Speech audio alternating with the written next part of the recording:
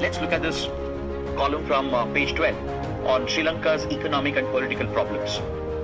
See, tomorrow, September 21st, Sri Lanka is headed towards elections. Now, this is a big development. India will be closely watching the elections because Sri Lanka is a key neighbor. As part of Sagar Doctrine, security and growth for all in the region, India prioritizes the countries in the Indian Ocean. We pay very close attention to the island countries present in the Indian Ocean. So India is interested in political stability. India is interested in economic stability and security of the entire Indian Ocean region. So Sri Lanka remains a top focus, a top priority. And in the context of these upcoming elections, the column is examining Sri Lanka's recent economic crisis. What caused the crisis? How Sri Lanka suffered? How Sri Lanka has been able to turn around the crisis and how it's rebuilding the economy? And what could be the implications of these elections? Where does Sri Lanka stand today? And how does it impact India and its interests in the Indian Ocean? That is the focus of this article. So let's take a quick look. See, 2 years ago in 2022, Sri Lanka was hit by a devastating economic crisis. Sri Lanka basically ran out of its forex reserves. Its forex reserves were depleted. As Sri Lanka was in no position to service the massive foreign debt that it had borrowed. Over the last couple of decades, Sri Lankan governments have borrowed excessively from countries like China, even India and Japan, and even from the global markets, and even from institutions like IMF, World Bank, etc. So Sri Lanka had carried out excessive expenditure. Sri Lanka had obsessed with militarization during the ethnic civil war with Tamil militant outfits. It invested in several unnecessary projects. It took up some grand initiatives which were never financially viable. And eventually the foreign debt started piling up.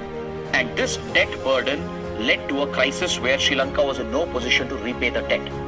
Its forex reserves had been depleted, and also there was gross economic mismanagement by the Sri Lankan government, especially by the Rajapaksa brothers, who are in power for most part of the last 2 decades.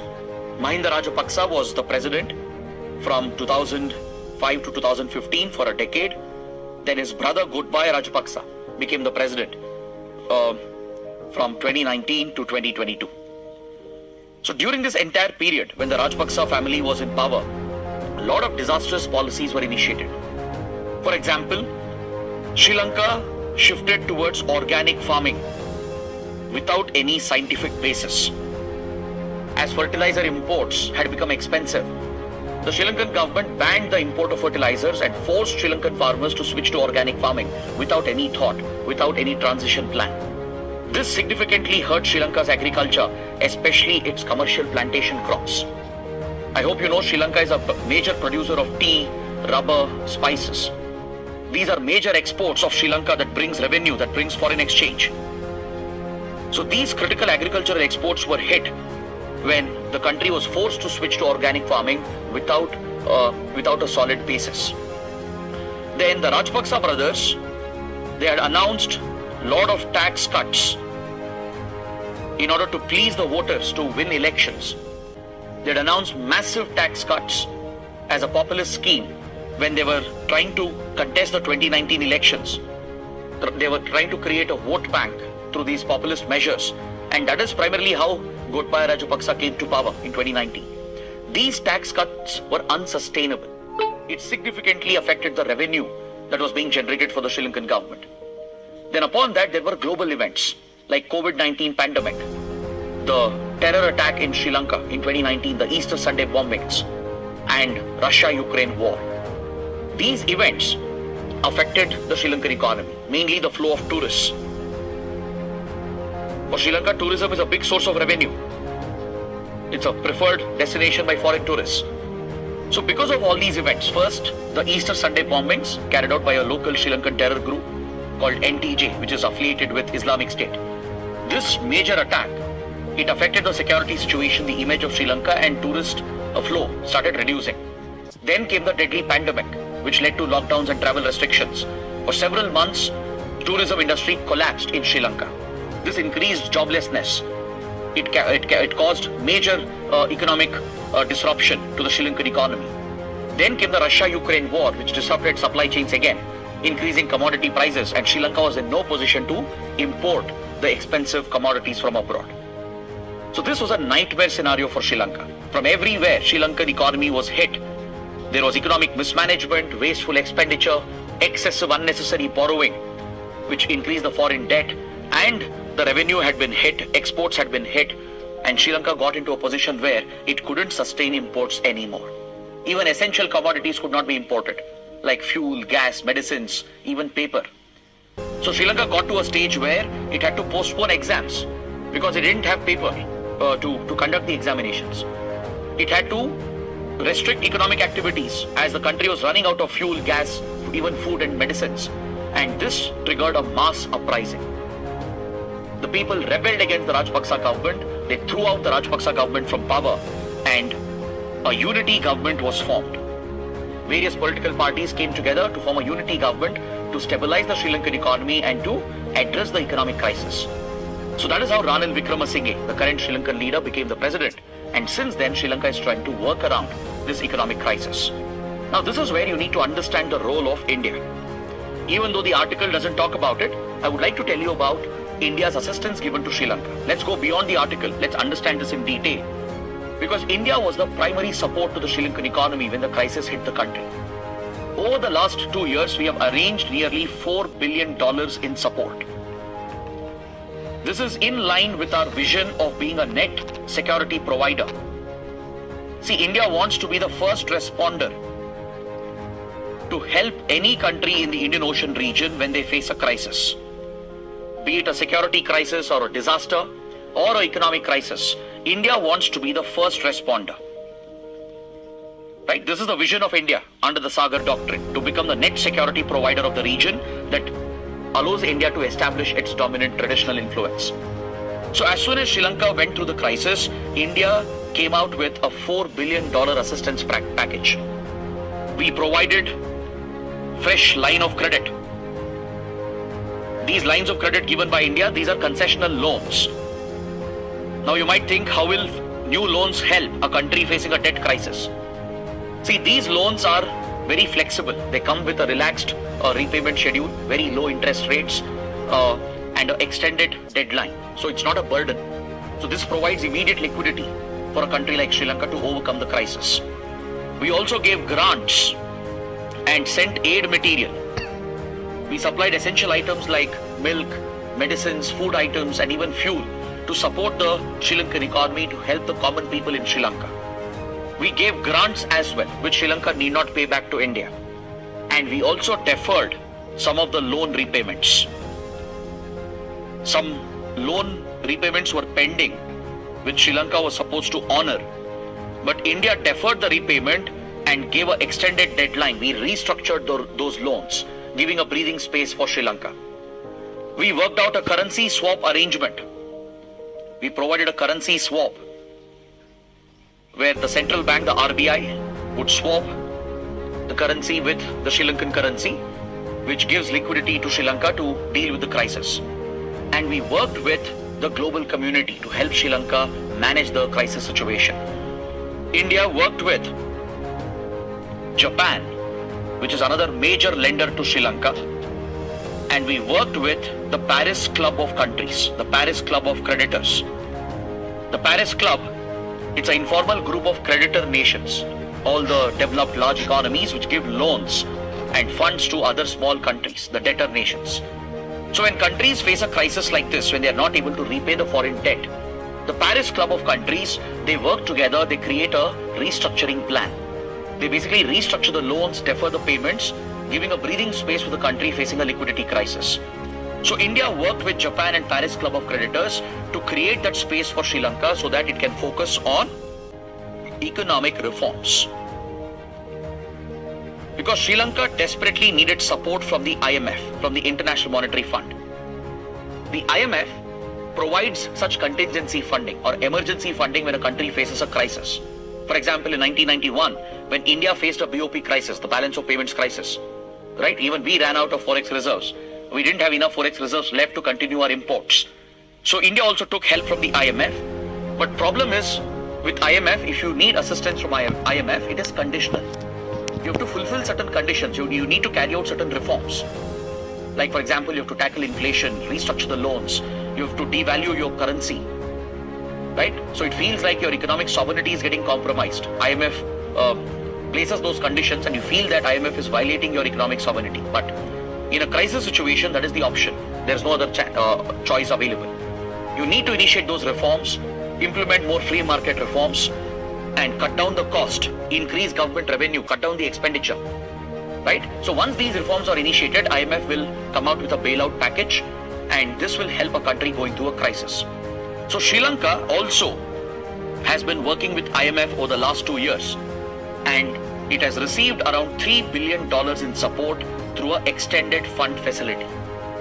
This extended fund facility of the IMF was worked out with help from India, Japan and Paris Club of Creditors. Sri Lanka managed to restructure the economy over the last couple of years. It brought down the unnecessary expenditure. It increased the taxes, even though it has been unpopular domestically, because obviously people who are suffering, they will not like higher taxes, but that is the need of the hour. It's a necessity to rebuild the economy. It will cause economic pain. So even though domestically it has been very unpopular and criticized, the Sri Lankan government has raised the taxes to increase government revenue. It has cut down its expenditure, mainly to balance the deficit, to bring down the unsustainable deficit. It has tried tackling inflation. It has brought back market pricing for fuel and energy, for oil and gas. And more importantly, it has reformed the public sector enterprises, which were loss-making enterprises. Most of these measures are seen as unpopular by the people, because the tax rates, if they are increased, it will hurt the common people. That too when they are jobless, when the economy is already hit, when the cost of living has already become difficult.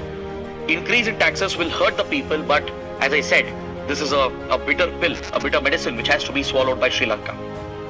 Similarly, reform of public sector units will be resisted, because any such reforms could affect the employees, it could affect the social interests.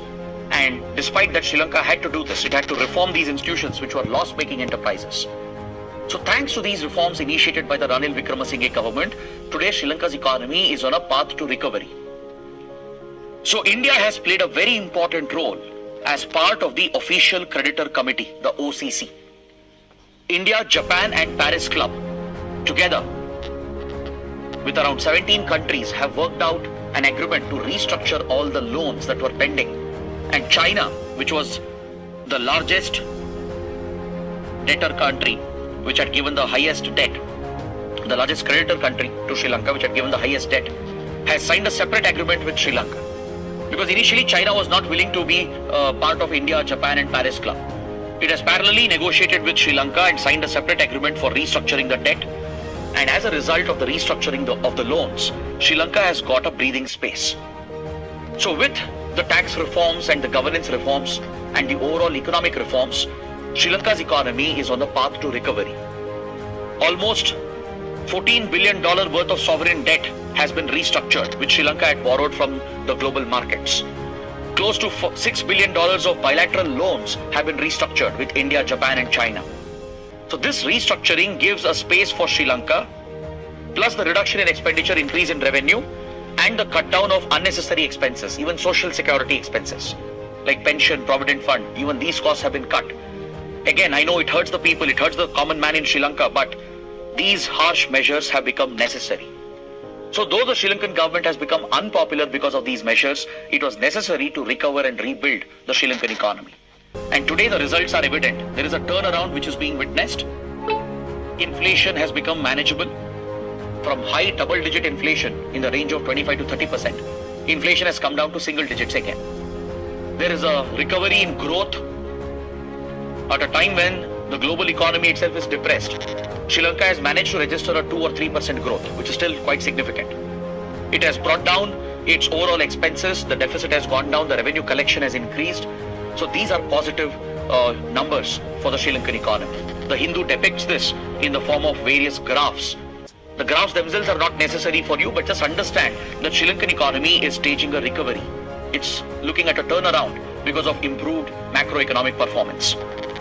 Now, this is where you should be able to understand the impact of the upcoming elections. See, these reforms were necessary. As I said, it's a bitter pill. But of course, it has affected the common man. The Sri Lankan people are not happy. Correct? They're not happy that taxes have gone up, there is joblessness. First of all, tourism had taken a dip, right? And exports had gone down, agriculture had taken a hit. So unemployment rates are higher. Social security has been cut down. From pensions to insurance and provident fund has been cut down.